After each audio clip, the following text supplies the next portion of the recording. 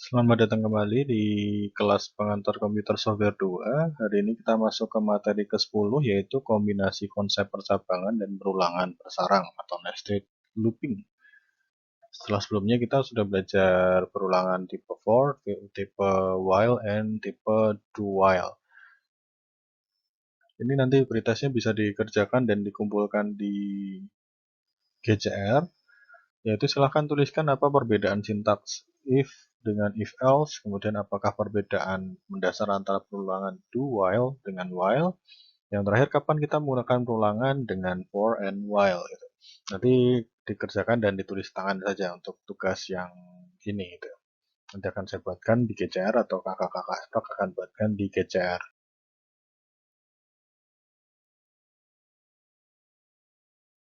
Kita langsung masuk ke contoh kasus. Di sini Anda diberi instruksi untuk membuat sebuah program yang menerima masukan sebuah bilangan bulat untuk kemudian menentukan dan mencetak ke layar.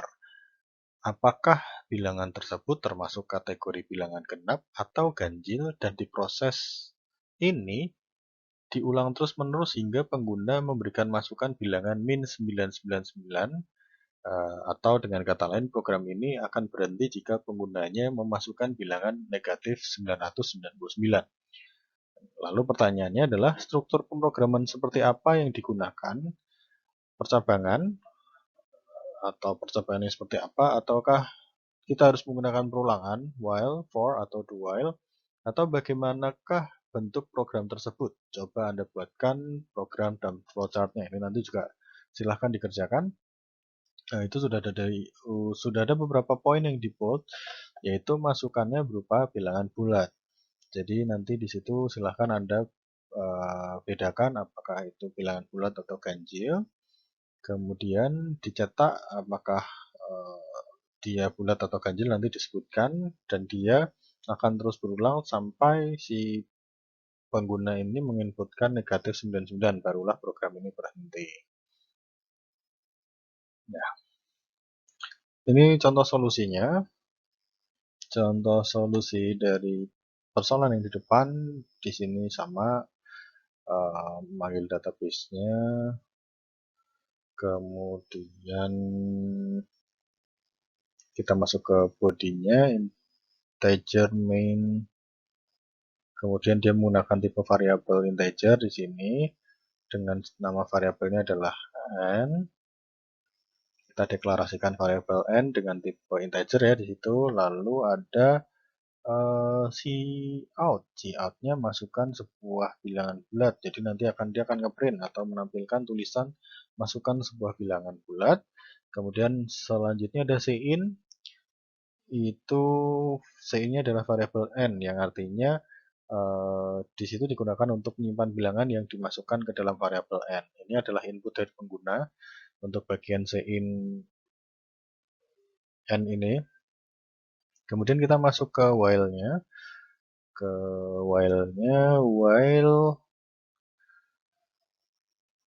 n pentung sama dengan ini adalah tidak sama dengan ya.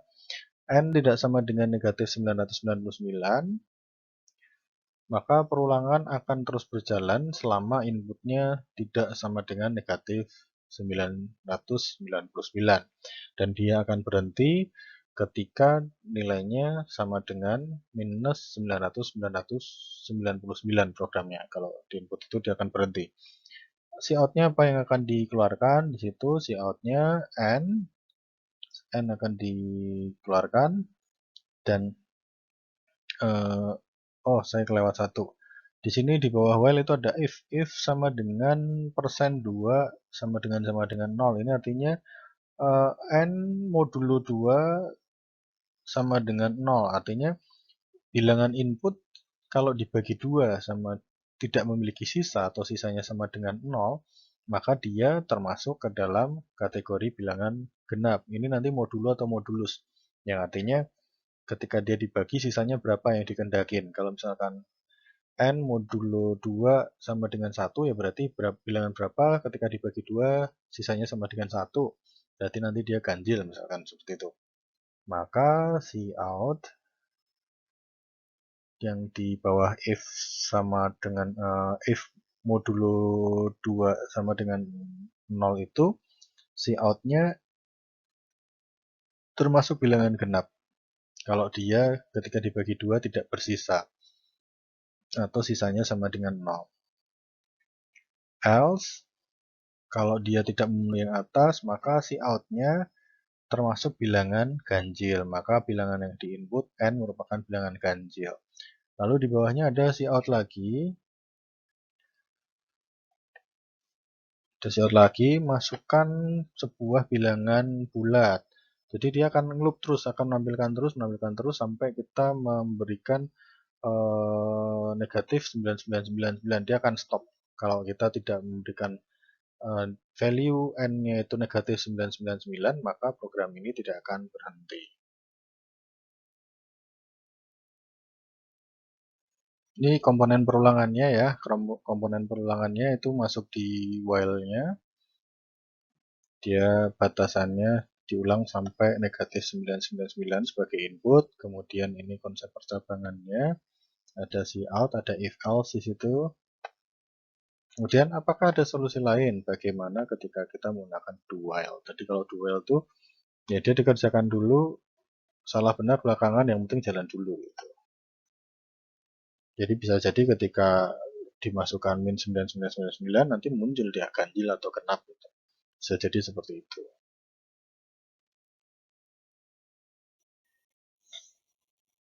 Oke, jadi ini adalah programnya untuk kasus yang tadi. Ini tadi kita sudah masukin percabangannya, ini perulangannya, dan kemudian ada percabangannya. Kita coba run programnya.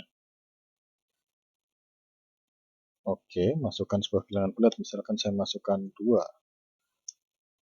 Termasuk bilangan genap, masukkan lagi 4. Bukan 4. 3. Termasuk bilangan ganjil. Gimana kalau saya masukin 3,5? Dia akan jalan terus, tidak bisa stop karena kita tidak menggunakan bilangan cacah ya, kita menggunakan integer. Kita stop dulu, kemudian kita run lagi. Bagaimana kita kalau masukin 9999? Program selesai. Kita sudah tidak bisa menginput lagi karena kita sudah masukin parameter bahwa ya udah mentok di situ gitu. Min 99 maka programnya berhenti. Ini untuk contoh yang kasus yang pertama. Berikut untuk yang latihan, di sini latihannya adalah deskripsi. Buatlah sebuah program yang dapat melakukan pengecekan terhadap bilangan prima. Bilangan prima sama dengan bilangan yang hanya memiliki faktor 1 dan bilangan itu sendiri. Jika n habis dibagi oleh suatu bilangan m yang bukan n, maka n bukan bilangan prima. Input kita gunakan bilangan bulat, outputnya tercetak di layar kategori bilangan prima atau bukan bilangan prima. Nanti silahkan dikerjakan yang ini. Silahkan dicari dulu, dipikirkan sebelum next slide. Memang ada solusi, tapi bisa lah dipikir dulu bagaimana sih kira-kira persoalan tadi harus diselesaikan gitu, algoritmanya atau enggak, cara berpikir kita bagaimana untuk bisa menyusun logika matematikanya. Oke, bagaimana algoritmanya? Algoritmanya di sini ada algoritma naif untuk mengecek apakah bilangan n merupakan bilangan prima. Yang pertama, 1 tidak termasuk bilangan prima, 2 dan 3 adalah bilangan prima. Jadi bilangan prima itu adalah bilangan yang hanya bisa dibagi dengan bilangan itu sendiri ya. Untuk n lebih dari 3 dimulai dari i sama dengan 2, lakukan jika n habis dibagi dengan i, maka n bukan bilangan prima. Tambahkan nilai i menjadi i plus 1, ulangi langkah hingga i sama dengan n. Kita coba nanti di programnya saja, kita lihat. Ya, kita lihat ini adalah contoh solusinya, kita langsung aja ke bagian programnya aja, ke algoritmanya. Di sini kita mulai dengan deklarasi variabel. Deklarasi variabelnya yang awal kita menggunakan variabel bertipe data integer, dikasih nama n itu. Lalu ada cout, masukkan sebuah bilangan bulat, kemudian ada cin untuk input nilai yang disimpan di variabel n. Nanti ini yang akan dicek apakah dia termasuk bilangan prima atau tidak. Kemudian ada lagi variabel selanjutnya adalah variabel bertipe integer, variabel i sama dengan 2 sebagai pembagi awal. Kemudian di sini ada bool, ini adalah boolean yang artinya dia tipe data yang hanya memiliki bernilai 1 atau kosong atau mungkin benar atau salah ya. Jadi kalau nggak true false ya kita bisa menggunakan 1010 gitu. Itu namanya is prime. Dia adalah penanda bahwa dia bilangan prima. Jadi is prime sama dengan true ini dijadikan sebagai penanda apakah bilangan itu prima. Jadi dianggap true dulu di awal. Untuk yang while-nya kita cek. While i kurang dari sama dengan n, terus itu ada nn, itu artinya ini logic n ya. Logic n itu akan bernilai benar ketika pernyataan 1 benar dan pernyataan 2 benar. Jadi dua pernyataan ini harus bernilai benar agar persyaratan ini dipenuhi. I kurang dari n atau i lebih kecil dari n dan belum terbukti, ini nanti belum terbukti dia bilangan prima jika pernyataan kedua itu tidak masuk kategori bilangan prima.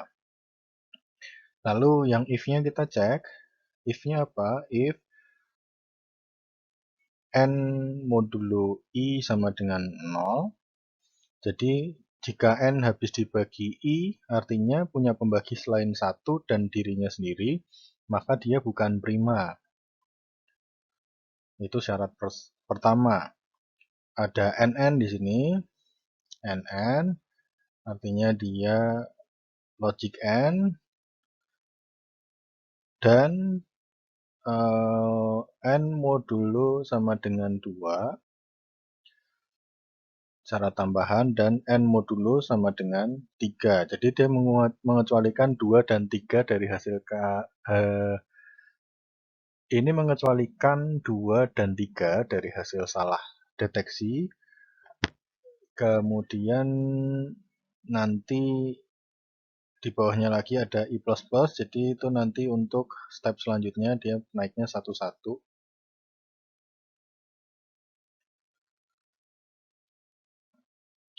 Yang paling bawah, if is prime, cout bilangan dimasukkan adalah bilangan prima, cout bilangan yang dimasukkan bukan bilangan prima. Ini untuk printnya aja.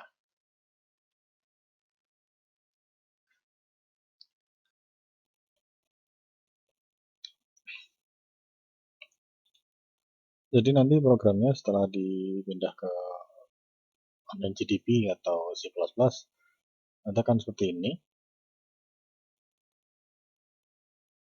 Jadi harus ada logic n-nya ya. Logic n-nya di sini, jadi dia dua-duanya harus dipenuhi. Ini juga harus dipenuhi agar dia bernilai true. Gitu. Maka kita coba run. Misalkan kita 2 itu, kita 2 udah tahu bahwa dia bilangan prima, ini udah benar. Kemudian misalkan 11, dia bilangan prima. Kemudian lagi 71 misalkan, bilangan prima. Lalu kita ambil bilangan yang lain, 4 gitu. 4 tidak bilangan prima, maka yaudah ini berarti program ini sudah benar. Ini perulangan bersarang. Tahukah kamu dengan menggunakan bahasa pemrograman dan prinsip perulangan bersarang, kamu bisa membuat berbagai macam pola yang rapi seperti berikut. Di sini ada belah ketupat, kemudian negatif space dari belah ketupat yang di tengah, kemudian yang terakhir ada love gitu. Jadi bisa juga ini untuk nembak pacar kalian atau gebetan kalian sebenarnya. Perulangan bersarang, sekarang kita masuk ke situ. Jadi pada dasarnya perulangan bersarang atau nested loop itu adalah perulangan yang di dalamnya ada perulangan lagi atau perulangan di dalam perulangan. Yaitu ketika sebuah loop berada di dalam loop lainnya atau nanti ada yang disebut outer loop atau loop terluar, dan ada inner loop, yaitu loop yang ada di dalamnya. Jadi kalau di sini dijelaskan bahwa perulangan yang dilakukan dengan kondisi perulangan terluar. Outer loop, contoh penerapan pembangkit pola dan algoritma pencarian data.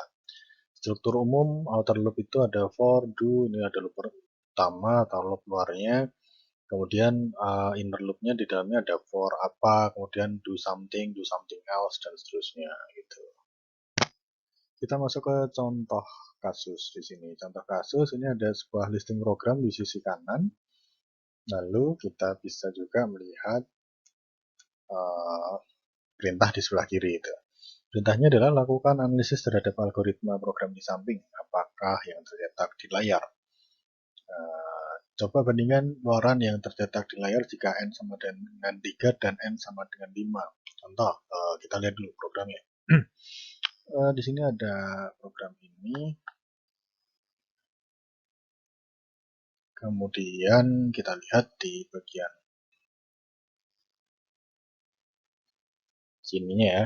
Di sininya integer main, kemudian itu tipe data integer, variabel namanya n, cout, masukkan sebuah bilangan bulat, cin sama dengan n. Jadi ini pengguna bisa menginput sendiri nilai cin-nya atau nilai n-nya. Kemudian loop yang pertama di situ ada for integer i sama dengan 0, titik koma i lebih dari 0. Ini itu kurang tepat ya, karena logiknya gagal, dan ini nanti bisa bikin error. Kenapa? Karena 0 itu tidak lebih dari 0 gitu, atau enggak kondisi awalnya itu kan i sama dengan 0, sedangkan 0 tidak lebih dari 0, jadi perulangan ini nanti akan gagal gitu. Ini dua logik yang gagal di dalam for-nya. Kemudian di situ ada i++, kondisi untuk step selanjutnya, dia descending, dia turun. Kemudian di dalam itu tadi berarti ini ya, itu outer loop-nya ya. Yang bagian atas ini dia adalah outer loop-nya. Yang for integer variable ini adalah outer loop, sedangkan yang untuk yang integer j dia menjadi inner loop-nya. Nah, yang j ini udah lebih baik karena integer j sama dengan i, titik koma j lebih dari 0, jadi tidak bertabrakan seperti yang versi atau enggak yang outer loop-nya yang di variabel i itu. Kemudian inner loop yang j itu adalah pembagian inner dan outer loop-nya di situ. Lalu bagaimana nanti yang tercetak di layar, kita coba aja, kita geser ke online GDB. Kita di sini sudah punya tadi ya, ini adalah inner loop-nya dan ini adalah outer loop-nya. Coba apakah dia bisa di run. Ini udah oke. Tadi yang bagian ini saya ganti ya, ini tidak jadi i sama dengan 0, ini saya ubah menjadi i sama dengan n. Kita coba masukkan bilangan bulat. Ini 2. Jadi dia akan muncul karena cout-nya sama dengan cout-nya dia adalah string x gitu. Maka yang akan di print adalah x gitu. Maka kalau kita masukkan 2, yang atas ini adalah 2x gitu, xx, baru dia n line turun jadi x1, yang berikutnya sudah 0.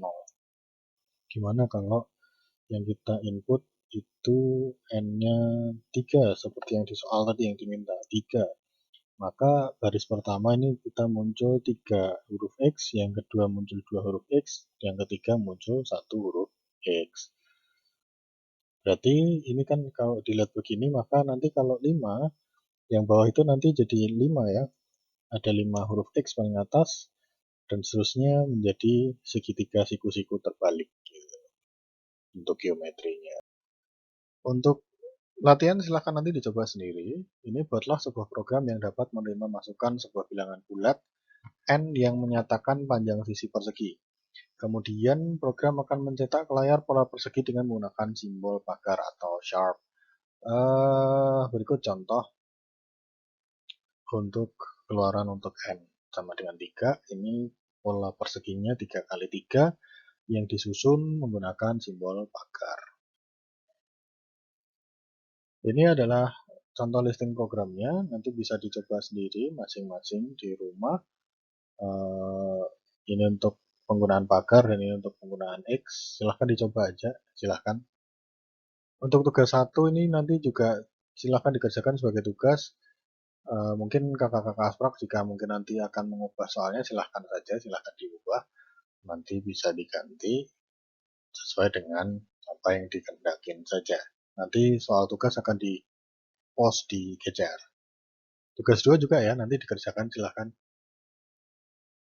Oke, demikian materi pertemuan ke-11. Silahkan dikerjakan tugasnya dengan baik. Sampai jumpa minggu depan, kita akan mulai masuk ke materi minggu ke-12.